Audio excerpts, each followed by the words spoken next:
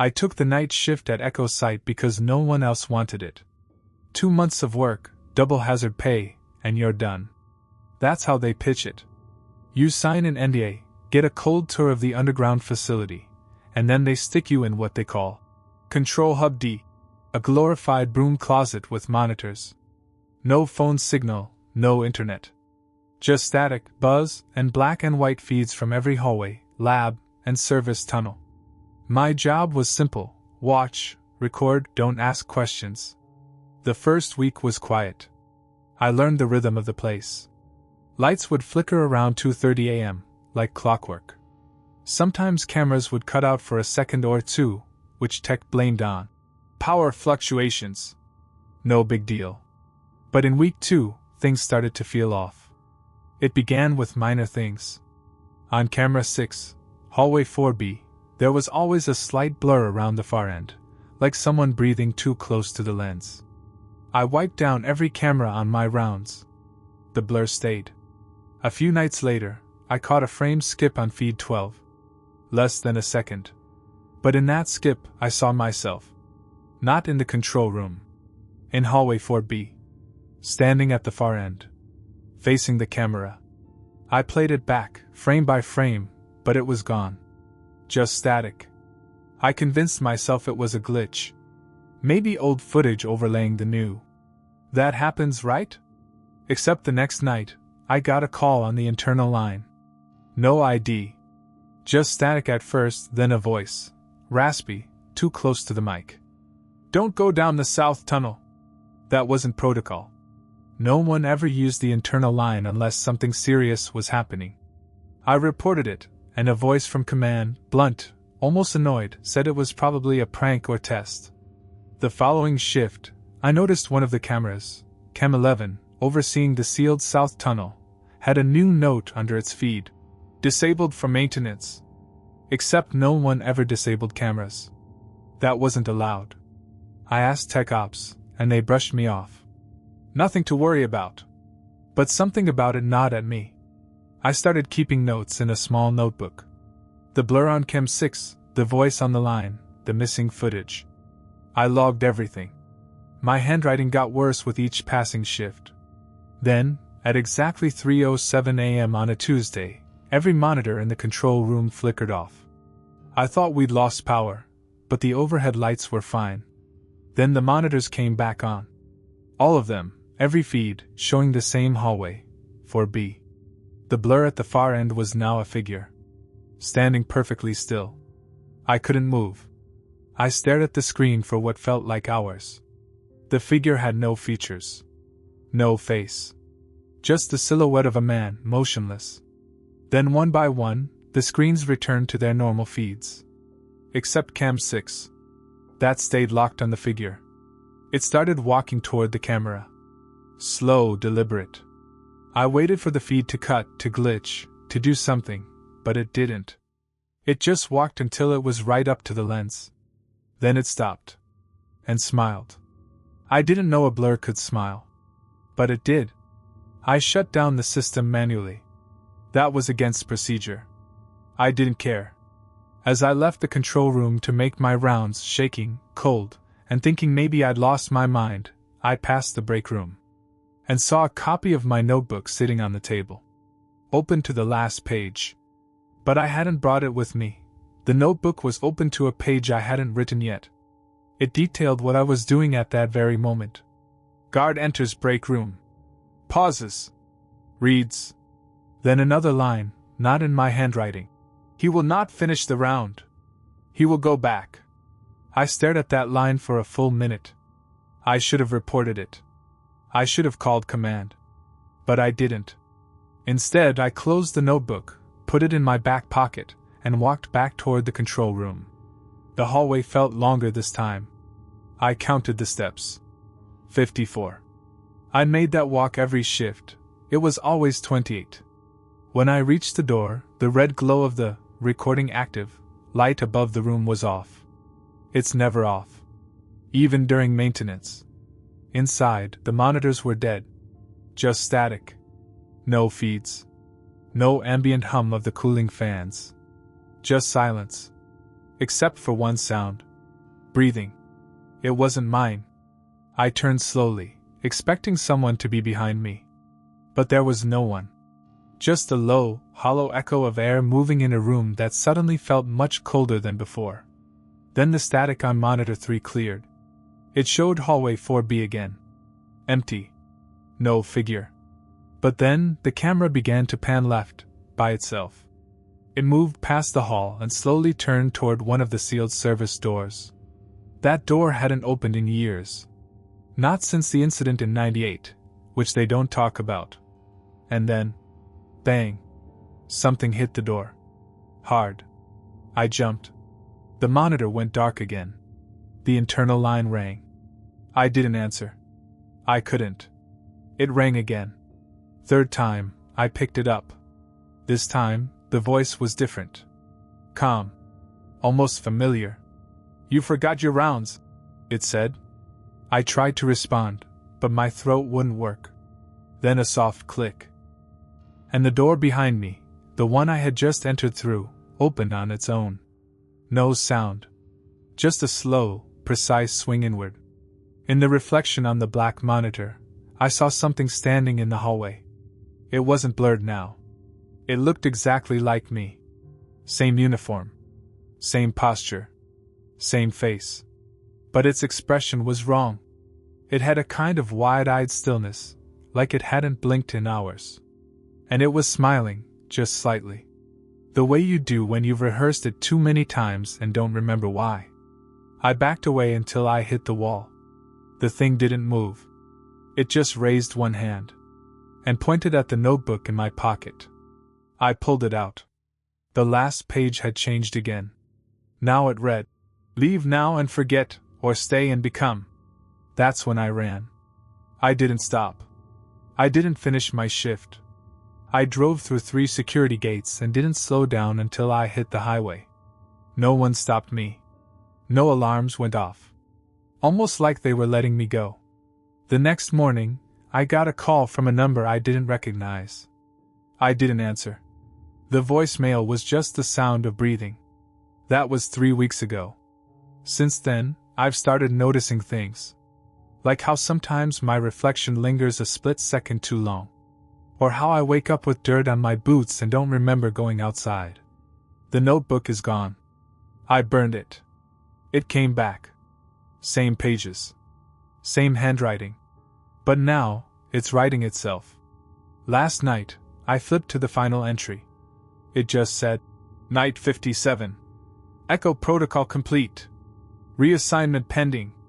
And beneath it, in tiny print, "Control Hub D needs a new guard." They told me it was just radio chatter. That the bursts of static I was hearing every night were stray signals bouncing off old metal. But they weren't the ones sitting alone in a reinforced bunker, 2 stories beneath the desert floor, monitoring an antenna array that hasn't been used since the Cold War. I was the only night guard assigned to listening post 9. No patrols. No shifts to hand off. Just me, 2 black and white monitors, and a wall of radio receivers left on monitor mode. Officially, the post was decommissioned. Ghost job, some of the guys at Central called it. I took it because I needed the money, and no one else wanted the isolation. The first time I heard the static voice, I thought it was interference. Just fragments of speech broken by distortion. But then it repeated. "All clear down, no breach, status green." The voice was grainy, washed out, like it had been recorded underwater. And it was familiar. I couldn't place it, but I knew I'd heard that cadence before. I logged the event in the radio logbook and kept listening. The next night, the same frequency came alive around 2:16 a.m. "Alpha post check, gate locked, eyes on subject." The thing is, I wasn't broadcasting. None of the equipment was transmitting. It was all receive only. These messages weren't coming from me. They were being picked up by equipment that shouldn't have had that range, or any operational functionality at all. Then, on night 4, the voice said my name. "Sergeant Lowell, acknowledge perimeter." I froze. No one had called me by my rank in years. I grabbed the emergency comm and radioed Central. They told me no transmissions had been authorized, and no drills were scheduled. They advised me to continue monitoring and report any further anomalies. That's what they always say. Monitor. Report. Do not engage. But on night 5, I couldn't ignore it anymore. I started recording the signals on a handheld tape deck, something I'd brought just to pass the time. I labeled each tape by frequency and timestamp. The logs grew fast. Every night a new burst. A new voice. Sometimes they were clearer. Sometimes just garbled nonsense. But the worst was night 9. The voice wasn't distorted anymore. It was mine. Logbook corrupted. Entry 094 missing. Subject exhibiting mimicry. Lowell, you need to leave. You need to leave. You need to leave. It said it 3 times. Each time louder. Angrier. I checked the logbook. Entry 094 was blank. Not missing. Just blank. As if someone had erased the ink without tearing the page. My hands started shaking.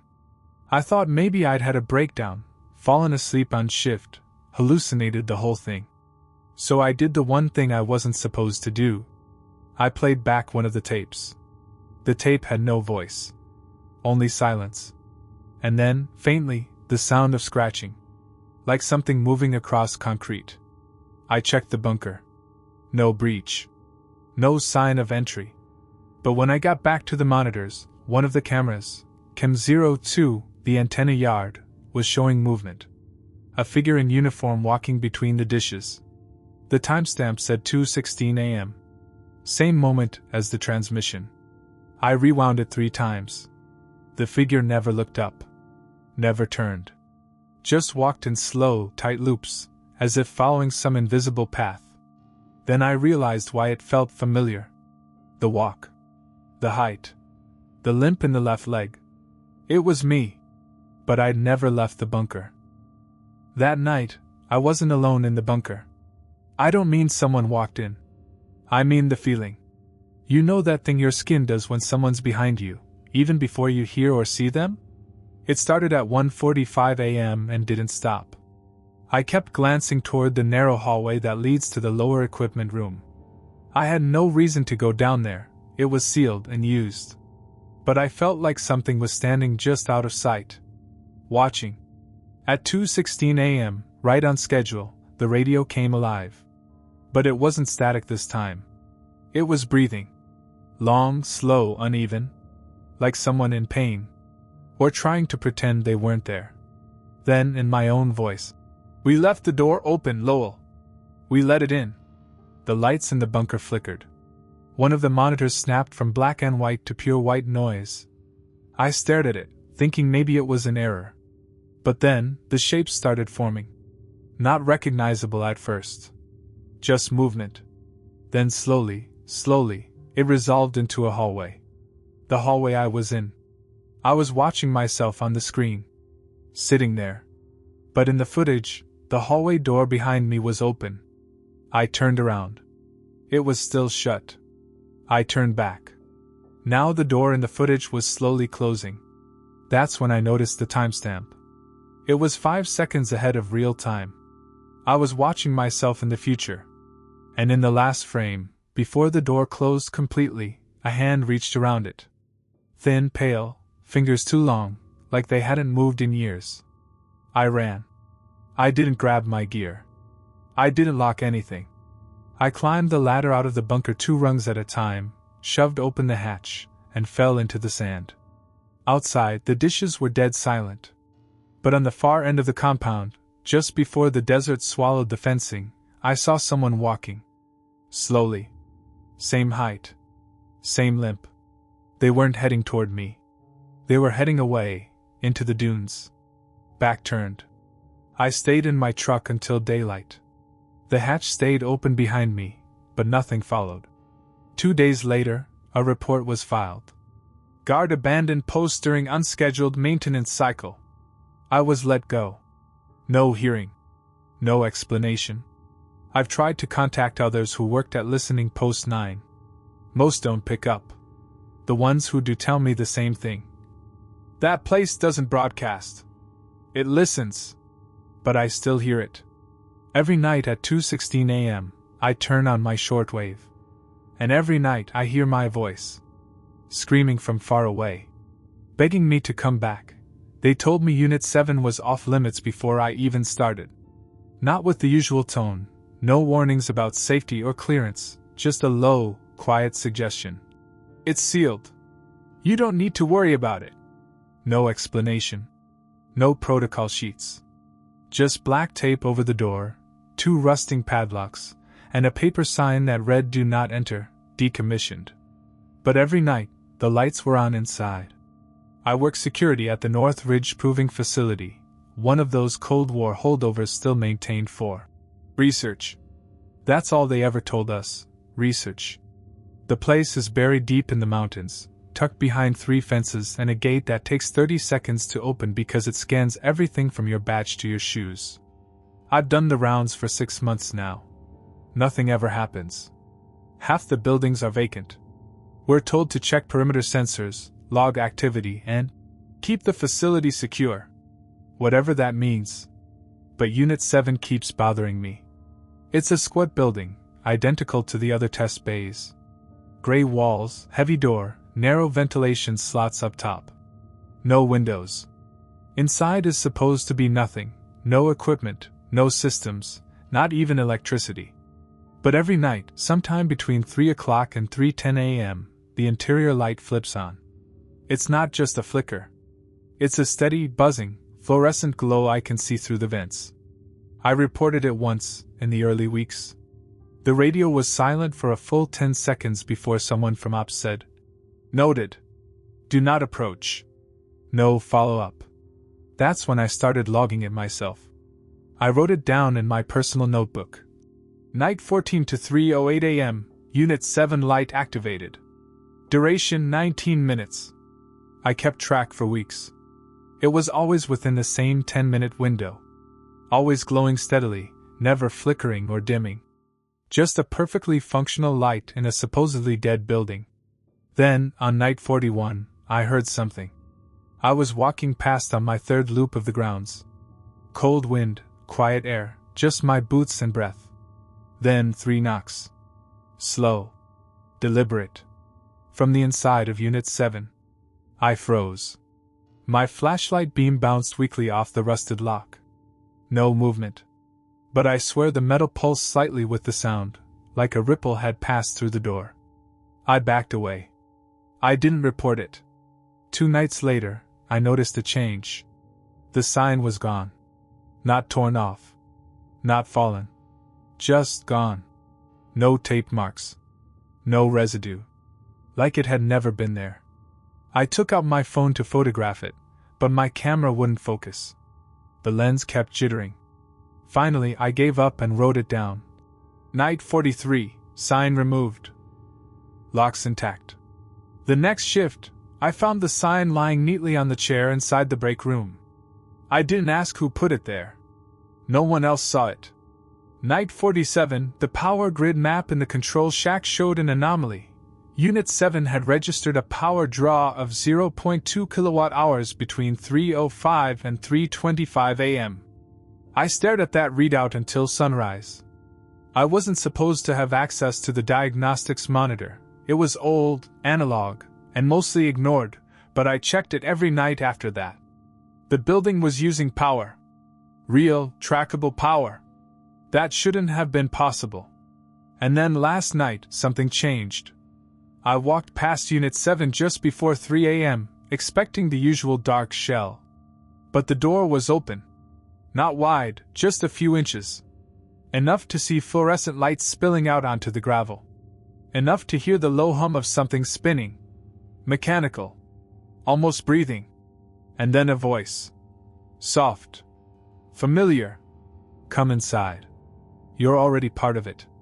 I didn't go inside. I don't know why, but I think that saved me.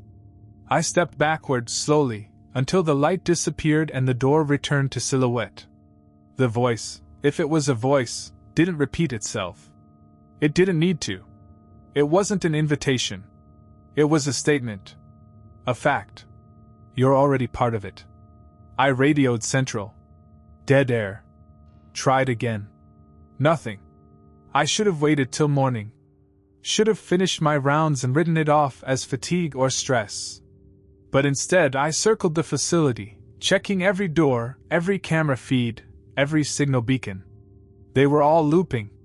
Every camera feed played the same 15-second clip on repeat. I tested it, stood in front of a lens by the old mess hall. Nothing changed. Just the loop. Me, walking past 5 minutes ago, again and again. And the worst part? I wasn't alone in the feed. There was someone walking behind me in every loop. Always 20 feet back. Always blurred. I never saw them in real time. By 4 a.m., I was pacing in the control shack, trying to get any signal out. Even my personal phone, which normally showed a flicker of reception in the northern quadrant, was dead. No clock synced. Even the digital wall timer had frozen, 3:08 a.m. That was the exact minute the light turned on in Unit 7. That's when I knew. This wasn't some malfunction or prank.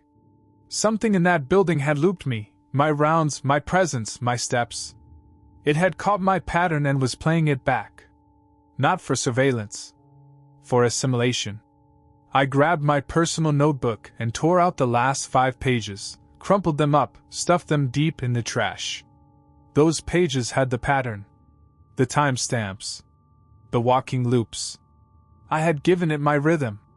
I left the shack and walked straight toward the exit gate, ignoring protocol, cameras, everything. I reached the scanner panel, red light blinking, and held my badge to it. It beeped. Access denied. Active shift not complete. Of course. Of course it wouldn't open. So I did something I never do. I left the paved path and walked around the outer fence, toward the hill that blocks line of sight from the satellite dish tower. There's a small maintenance crawl there, used once a year to snake power lines through. I'd seen the gate once before. Always locked from the inside. But that night it wasn't. It was hanging open, cable spools trailing out like veins. I crawled through and didn't stop until I was out of sight of the compound. My boots hit the wet grass beyond the gravel perimeter, and suddenly, everything felt wrong. Heavier. Like gravity had shifted slightly. I turned back to look at the facility. Every building light was on. Even the vacant ones. Even the towers. Even the abandoned train car by the loading dock, which hadn't had power in decades. All glowing. I called my brother. Didn't explain. Just asked him to pick me up from the service road near the old radar dish. It took him 40 minutes. I didn't move an inch. When I got home, I destroyed the notebook. Burned it. Watched the ashes drift into the sink. But this morning, the notebook was back on my table. Same pages. Same handwriting. Only difference, the last page now says in that same small script. Unit 7 is empty now. You've made room. I haven't slept since.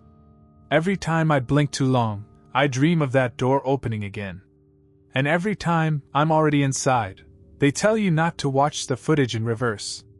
It's not in the training manual, but every senior guard at Site Ashfall passes it down like an inside joke. Don't rewind it. Just skip. Let it play or let it go. I didn't understand why, until I broke the rule. Site Ashfall is a decontaminated silo complex repurposed as a classified research vault. I monitor the lower levels, mostly dormant labs and sealed archives. The cameras are motion-triggered, black and white, silent. Most nights, nothing moves. Not even air. But one night, around 2 a.m., motion sensor 6 tripped. I was in the control booth, sipping burnt coffee, when the screen flickered. Lab B12. Supposedly sealed since 2003. But the monitor showed movement, barely a shadow, right in front of the containment chamber. I cued the footage, expecting a rat or maybe a wiring glitch. But the timestamp wasn't matching the feed. It was lagging. By about 6 minutes. I clicked rewind instinctively. The moment I did, the screen jolted, like a scratch disk skipping frames, and then showed something completely different. I wasn't looking at Lab B12 anymore. I was looking at the control booth. From outside. Same angle as Cam 1, but Cam 1 was offline. Maintenance. That's what it said in the feed log. Still, there I was, me, sitting in the booth, sipping coffee. But in the corner of the screen, a figure stood just behind the door. No face. No movement. Just there. I hit pause. Nothing. Hit rewind again. And the figure stepped closer. Only when I rewound. Never when I played forward. I didn't know what to do. My heart was hammering. I looked around the booth, nothing there. I stood up, walked to the door, opened it fast. Just hallway. I went back to the booth. Footage now showed only static. I called upstairs. Told them there might be a breach. Dispatch logged the report and told me to perform a sweep. Alone. Resources limited, they said. You're on site. So I took my flashlight and went down the hall, past Cam 2's coverage zone, into the dead corridor leading to B12. No windows. Just flickering LEDs that take half a second too long to respond to motion. Halfway down the corridor, my radio crackled. No voice. Just a sound. Like tape being reversed. Then a voice. My voice. Whispering. You're not alone. Don't rewind. I dropped the radio. I ran. Back in the booth, I tried to log the incident, but the terminal was frozen. All the monitors were showing the same feed now, the hallway just outside. And me. Standing at the end of it. Only I wasn't there. I was in the booth. Watching. But the figure looked just like me. Same jacket. Same limp from an old ankle sprain. But its face wasn't right. Too still. Eyes too wide. Like it was waiting for a cue. And then it smiled. Just barely. And tilted its head, the way I do when I'm trying to understand something. That's when I shut the monitors off manually. Pulled the breaker, killed the booth's power. Total darkness. But it was better than watching myself smile from outside. I sat in the dark until my shift ended. Didn't log it. Didn't tell anyone. But when I came back the next night, someone had left a note on my desk. Folded. Unmarked. Inside, in neat black ink. Don't rewind what's still watching. The note stayed on my desk for 3 nights. I didn't touch it. I didn't throw it away. Just stared at it like it might evaporate. I thought someone was messing with me, maybe another guard who knew I'd rewound the footage. But no one else had access to the control booth. At least, no one that signed the logbook. By the 4th night, something had changed in the booth. The monitors were clean, no static, no looping feeds. Everything looked normal. But the hallway outside the booth smelled different. Like ozone and dust. Like something had breathed too close to the walls. I tried to tell myself it was nothing. Just a long week, low sleep. But then I noticed the monitor for Cam 1 had a new folder logged beneath it. reverse_cache_1. It shouldn't have been there. That directory didn't exist in the system. I clicked it. A black screen opened. And then, footage started playing. Backward. Not rewinding. Not fast. Just playing in reverse, like someone had recorded time moving the wrong way. It showed the hallway. And the door to the booth. And me. But not me as I was. Me, sitting still, eyes open, face blank, not blinking for what must have been over 10 minutes. The footage was timestamped for a night I hadn't even worked, 2 nights ahead of now. I clicked pause. And the figure on screen, the one that looked like me, turned its head and stared directly at the lens. Paused footage. No sound. No motion. But it moved anyway. I yanked the power cord again. Same as before. No way I was watching more of that. But this time, something else happened. All the monitors flickered back on. Instantly. No boot cycle. No loading screen. Just footage. From inside the booth. From behind me. I turned around, heart hammering. Empty room. But on screen, there was a shadow, soft, flickering, pulsing like breath, hovering just over my shoulder. I turned back to the screen. Gone. No shadow. No booth. Just static again. I ran diagnostics. All clear. I called Central. Line disconnected. I decided to do one last thing before leaving. I opened the logbook archive. Inside was a new page. Not handwritten. Printed. Event log, blind spot. It listed my name. The last 6 nights. Every movement I'd made. Every time I rewound. Every time I hesitated. And beneath all that, pattern match achieved. Symmetry complete. Then, the page turned black. Not metaphorically. I mean the actual page turned black, like ink bleeding from inside the paper. I dropped the binder and left. Tried to resign the next morning. Sent 3 emails. Called twice. Got no reply. Instead, that night, a car showed up at my house. Unmarked. No driver visible. Just idling. Headlights off. I didn't approach. It left after 5 minutes. But the next day, my mailbox had a flash drive inside. No return address. No label. When I plugged it in, there was one file. blindspot_footage_final.mov. I didn't open it. I crushed it with a hammer and flushed the fragments. Didn't matter. Every monitor in my house started flickering that night. Even the ones unplugged. Sometimes I see myself in them. Sometimes I blink before I do. I left the job. Moved cities. Changed my name. But it knows my timing now. My habits. It has the shape of me. And every time I pass a reflective surface, I have to glance. Just to be sure the version of me looking back isn't smiling. They warned me not to turn on the audio feed. It wasn't a technical limitation, just an old rule. One of those leftovers from a time when the facility handled more volatile material. Visual only, they said. No mics. No listening. But I was alone. 5 miles underground. Guarding a vault no one visited. And I was bored. Vault C was a concrete tomb, buried beneath what used to be a testing range. Now it's just me, a desk, 12 cameras, and a button that's not supposed to be pushed. The button that activates live audio. They labeled it Channel Z. It didn't do anything, at first. I pressed it on my 6th night. Just for a second. Nothing happened. No sound. No feedback.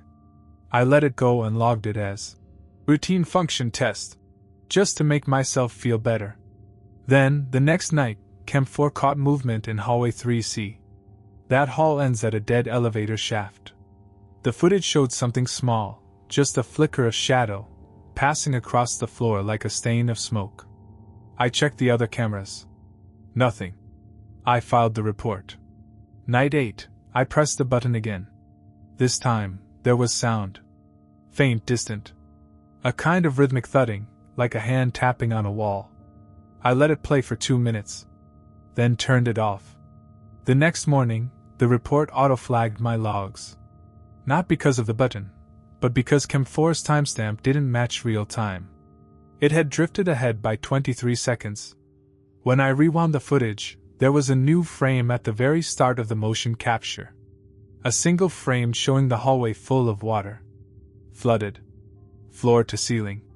But just that one frame. Then it was gone. Night 10, I left Channel Z on. I just wanted to know if it would say more. The sound was louder. Still distant. Still muffled. But this time, there was a voice. Barely audible. Like someone talking through a wall, underwater. I couldn't make out the words. But they were repeating. Again and again. That's when I noticed my ears were ringing. Like a pressure change. Like being deep under the ocean. It didn't stop when I turned the feed off. And when I stood up, the pressure moved with me. Like something invisible was inches from my face. I checked the hallway myself. Took my flashlight. Walked slow. Nothing moved. But the far wall of 3C, right where the elevator doors used to be, was wet. Not damp. Wet. A dark sheen across the metal. I touched it. Freezing cold. I left without logging it. Night 11, the button was already pressed. I don't know how. I hadn't touched it. But the light was on. The sound coming through was different now. Closer. Crisper. Still distant, but like the source was walking toward the mic boots on wet concrete. And underneath that, a soft humming. Almost a lullaby. No words. Just a broken melody played out of tune. I reached to turn it off. Then stopped. A new voice had joined the feed. Mine. Not echo. Not distortion. Just my voice, saying the same thing over and over. Do not listen. Do not listen. Do not listen. Then static. Then silence. I turned off the system and unplugged the console. Didn't sleep that day. But the sound came back anyway. No speakers. No feed. Just the hallway. Hallway 3C. Wet now. Constantly wet. And the humming didn't stop. I didn't report it. Who would I even report it to? Every time I tried to fill out a log, the cursor froze. The screen blinked once, just once, then resumed. But the timestamp would reset. The system thought it was always midnight. I stopped trying after the third time. Night 12, the hallway lights shorted out. Just hallway 3C. All other feeds were fine, but that one was pitch black, except for a soft shimmer across the lens. Like condensation. Or steam. I went to check it in person. Bad idea. The hallway smelled like rust. Not just metal, wet rust. Like someone had filled the ventilation system with seawater. My boots squelched with every step, even though the floor looked dry. I stopped halfway down when I heard it again. Humming. Not from a speaker. Not distant. Behind me. I turned, nothing. But I saw my own shadow on the wall. And it didn't move when I did. It stood still. Head slightly tilted. And it hummed. I backed out, slow and careful. Didn't turn around until I reached the booth.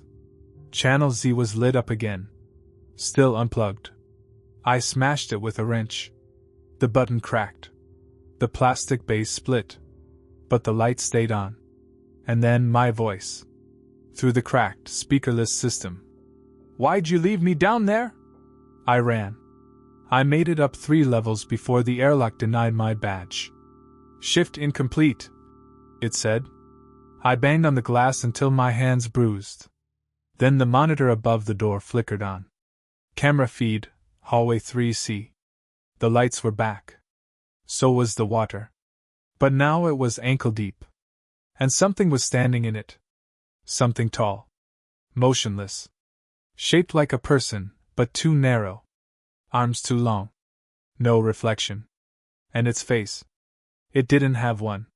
Just a stretched blur where the head should be. Then the feed glitched. And it was standing closer. I didn't sleep. Didn't move. Just waited in the stairwell until the shift ended and the lock finally released. The sunlight nearly blinded me. I told myself I wouldn't go back. But that night, the phone rang. My personal line. Unlisted. Reserved for emergencies. I answered. There was static. Then, you left something open. Click. I told them I was quitting. HR never responded. No emails. No confirmation. Just silence. But the checks still came. Every 2 weeks. And on the memo line. Channel Z, signal verified. I moved. Changed addresses. Destroyed every electronic I owned. But 2 nights ago, I woke up at 3:03 a.m. to humming. Coming from beneath the floor. I pressed my ear to the vent. Water. Moving water. And underneath it. A voice. Not mine. Not yet. But familiar.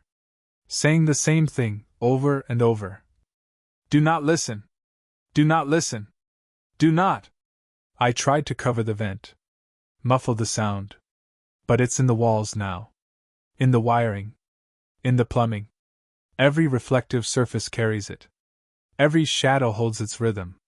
Last night, I found condensation under my front door. And a boot print in the hallway carpet. Bare. Inverted. Like someone had stepped through from the wrong direction. The final thing? This morning, on my living room TV, unplugged, never used, was a new folder. Channel_Z_reconnect. Inside, one file. Resuming last shift. It's 2:59 a.m. now. I can already hear the first note of the melody. Whatever I let in. It didn't stay at the vault. It followed the signal. And now the signal is me.